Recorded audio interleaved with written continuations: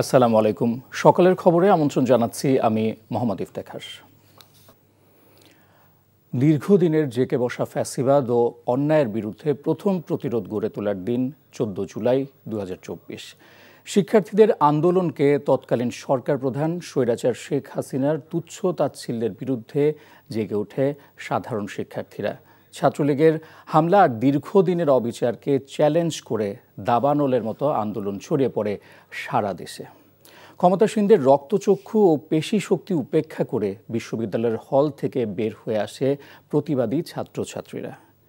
সেদিন যারা বারুদ হয়ে জ্বলে উঠেছিল তাদের কয়েকজনের সাথে কথা বলে কঠিন সে সময়ের চিত্র তুলে ধরছেন নেয়ামুল আজিজ সাদেক।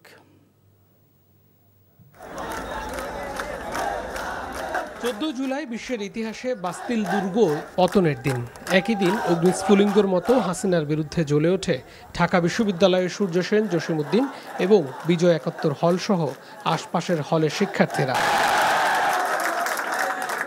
বৈষম্য বিরোধী ছাত্র আন্দোলনকারীদের শেখ হাসিনা রাজাকারের নাতিপুতি বলে গালি দেন। মুক্তিযোদ্ধার সন্তান নাতিপুতিরা কেউ মেধাবী না, যত রাজাকারের বাচ্চারা নাতিপুতি হলো মেধাবী, তাই না? তার সেই ঘৃণাসূচক শব্দের প্রতিধ্বনিত হয়ে ক্ষোভের বহিঃপ্রকাশ ঘটে ঢাকা বিশ্ববিদ্যালয় জুড়ে। অপমানজনক এমন উক্তির প্রতিবাদে রাতের আধার ভেদ করে রাজপথ প্রকম্পিত করেন শিক্ষার্থীরা।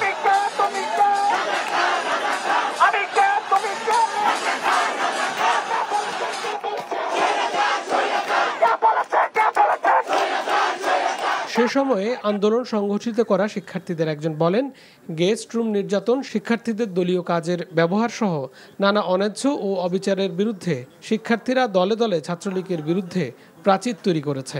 ছাত্রলীগ যে কোনো টাইমে আক্রমণ করতে পারে, সেই সুবাদে আমরা একটা হোয়াটসঅ্যাপ গ্রুপ খুলেছিলাম যে যদি কাউকে ডাকা হয় গ্রুপে, আজকে আমরা সবাই যাব, তারপর যা করার আমরা করবো, কিন্তু কাউকে একা ছাড়বো না। আমাদের হল থেকে দু একজন রাজাকার বইলা জানলা আমাদের বাড়ি দিল। যখন হলে একটা জিনিস আছে, যদি কেউ কোনো কিছু বলে জানলায় বাড়ি দেয়, তাহলে কিন্তু সবাই এটার সাথে সাথে করে। আমরা ধারণা করতেছিলাম কিছু একটা হবে, কিন্তু তারা যে আমাদের উপর এইভাবে আক্রমণ করবে সেটা আসলে আমরা কখনোই কল্পনাই করি নাই। যদি আমরা বুঝতাম যে তারা আমাদের উপরে এইভাবে ঢাকা বিশ্ববিদ্যালয় ক্যাম্পাসে আক্রমণ করবে, তাহলে হয়তো আমাদেরও প্রস্তুতি ওইভাবেই নেওয়া থাকতো। শিক্ষার্থীরা যারাই ছিল তাদের আসলে কারো হলে ফিরে আসার মতো কোনো এরকম সুযোগ ছিল বলে আমার মনে হয় না। তখন আসলে আমরা অপ্রতিরোধ হয়ে গিয়েছিলাম যে আমাদের তাদেরকে প্রতিরোধ করতেই হবে। ছাত্রলীগ নেতাদের নির্যাতন, হয়রানি ও হুমকি ধামকির বিরুদ্ধে গর্জে ওঠা ছাত্র নেতাদের সাথে একাত্মতা প্রকাশ করেন ঢাকা বিশ্ববিদ্যালয়ের শিক্ষকরাও। এখন আর ফেরত আসার কোনো সুযোগ নাই, কারণ শিক্ষার্থীদেরকে মারা হচ্ছে, তাদেরকে হত্যা করা হচ্ছে এবং এখন তাদেরকে গুলি করা হচ্ছে। আমাদের চোখের সামনে গুলি খাওয়া ছেলেমেয়েরা আসতেছে এবং তখন আমরা বুঝেছি যে আসলে আমাদেরকে এখন ওদের পক্ষে দাঁড়াতে হবে। আমাদের দিকে দেশ চেয়েছিল এবং আমরা বিবেকের তাড়নায় আমরা মনে করেছি যে না, এনাফ ইজ এনাফ, আর নয়। এবং আমরা বিশ্বাস করুন, আমরা এভাবে জিনিসটাকে চিন্তা করেছি, যে কোনো মুহূর্তে আমরা গুলির মুখে পড়তে পারতাম, আমরাও আয়না করে যাওয়ার মতো পরিস্থিতি তৈরি হয়ে গিয়েছিল। রাষ্ট্রীয় সন্ত্রাসের বিরুদ্ধে রুখে দাঁড়ানো হাজারো ছাত্র শিক্ষকের এক একটি প্রতিবাদের কণ্ঠ ধ্বনিত করে আকাশ বাতাস। দাম্ভিক স্বৈরাচারের ক্ষমতার কাঠামোর জগদ্দল পাথর কাঁপন ধরা শুরু হয়। হাসিনার বিদায় ঘণ্টার প্রথম ধ্বনি উচ্চারিত হয় ওই দিন। প্রতিষ্ঠিত একটি শক্তির বিরুদ্ধে সেদিন বারুদের মতো, স্ফুলিঙ্গের মতো জ্বলে উঠেছিল একটি শক্তি। সে শক্তিটি হচ্ছে ছাত্র, যারা এই বিভিন্ন হল থেকে তাদের প্রতিরোধের প্রথম যে ডাকটি সেই শুরু করেছিল। তুমি কে আমি কে রাজাকার, এ ধরনের শব্দগুলোকে তারা চ্যালেঞ্জ জানিয়ে তারা বলেছিল বাংলাদেশে কোনো বৈষম্যের ঠাঁই হবে না, বাংলাদেশে কোনো ফ্যাসিস্টের ঠাঁই হবে না। Neyamul Aziz Sadek, NTV news, Dhaka.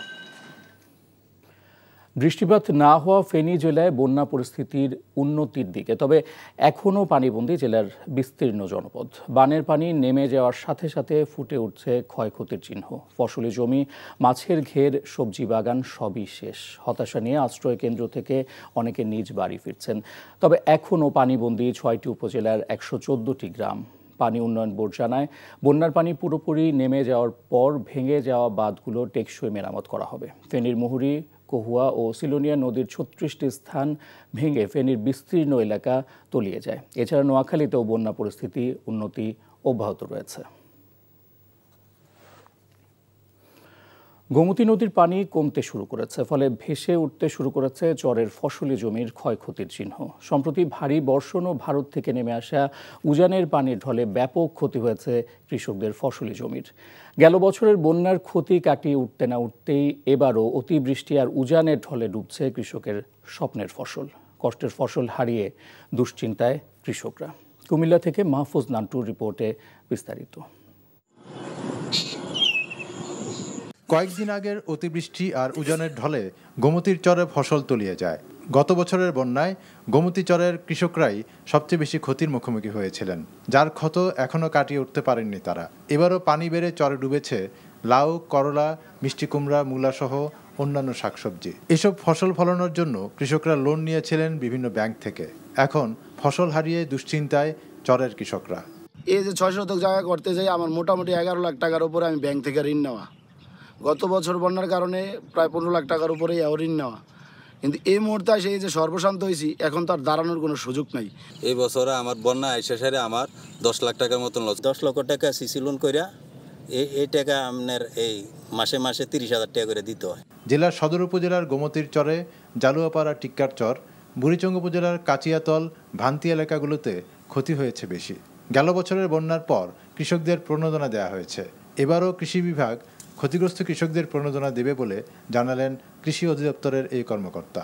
সরকারের ইচ্ছা এবারও আমরা আছে, আমাদের প্রণোদনায় কিন্তু সবজি চাষিদের জন্য প্রণোদনা আছে, সবজি বীজ সহ নানা ধরনের উপকরণ, তো সেগুলোর মাধ্যমে হয়তো কৃষকরা আবার ইনশাআল্লাহ ফিরে আসবে। জেলা কৃষি অধিদপ্তরের মতে এবছর অতিবৃষ্টি আর পাহাড়ি ঢলে আউশ ধানের ক্ষতি হয়েছে 11,586 হেক্টর জমি, রূপা আমনের বীজতলা ক্ষতি হয়েছে 487 হেক্টর, শাকসবজির ক্ষতি হয়েছে 1350 হেক্টর জমি, যার মধ্যে গোমতীর চরে রয়েছে 120 হেক্টর জমি। NTV news desk.